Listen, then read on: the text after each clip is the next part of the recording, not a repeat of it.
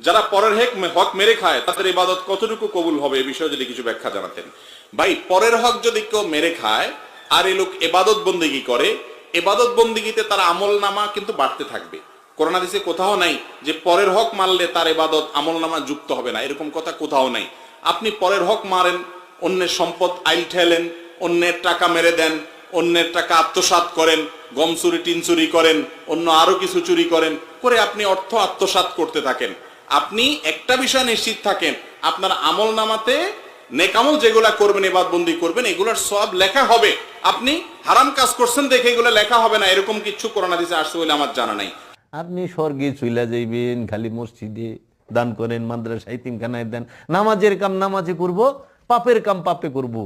কতটি বক্তা বাইরে সেরা আবার এমনি ব্যালেন্স করে যে আপনি যাহাই করেন, যে বড় পাপ করেন কোনো অসুবিধা নেই, আপনি নামাজটা ঠিক রাখেন। এমনি কয়, এই দান্দাবাজের বাচ্চা, কে কইল তোমার এই কথা যে তুমি যা মঞ্চে তাই করো, কোনো অসুবিধা নাই, কিন্তু নামাজ ঠিক রাখেন।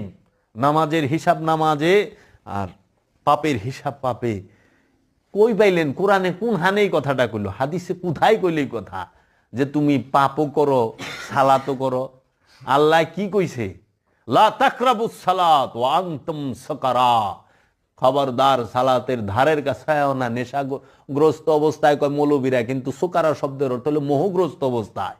মোহগ্রস্ত অবস্থায় সালাতের ধারের কাছেও যায় না। আর সুদ খাইয়া দাঁড়ে নামাজ পড়স, তুই কি কারে কি মনে করস? আল্লাহ কি দেখে না? আল্লাহ কি জানে না তোর কথা?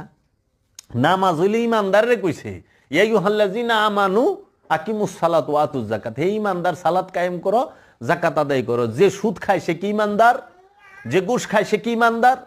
পৃথিবীতে কোনো আলেম, কোনো মুফাসসির, কোনো মুহাদ্দিস কি ওর ক্ষমতা আছে যে সে প্রমাণ করে দিব যে সুদ খাওয়ার পরে সেই ইমানদার থাকে, ঘুষ খাওয়ার পরে সেই ইমানদার থাকে, কিংবা ঘুষ খাইলেও সেই ইমানদারের খাতায় আসে, অন্যের হক মাইরা খাইলে ইমানদারের খাতায় আসে, অন্যের সম্পদ মাইরা খাইলে ইমানদারের খাতায় আসে, অন্যের আত্মীয় স্বজনের হক মাইরা খাইলে ইমানদারের খাতায় আসে?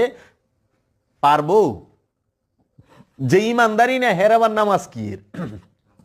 কোরআন নিজে কইতেছে আরাইতাল্লাযী ইউকাজ্জিবু বিদ্দিন। তুমি কি ওই ব্যক্তিটাকে দেখছো যে দিন থেকে সর্বপ্রথমই বাদ?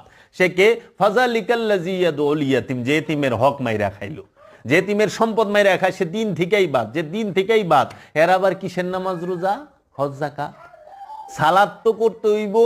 সুদ ঘুষ অন্যের সম্পদ এই ছিনতাই রাহাজানি বাটপারি সিটারি সব ছাইরা দিয়া, আহানে আমরা মাপে কম দিয়ে নামাজে যাই, আবার নামাজ পড়ায়ও মাপে কম দেই, দেয় না দোকানদাররা? কিরে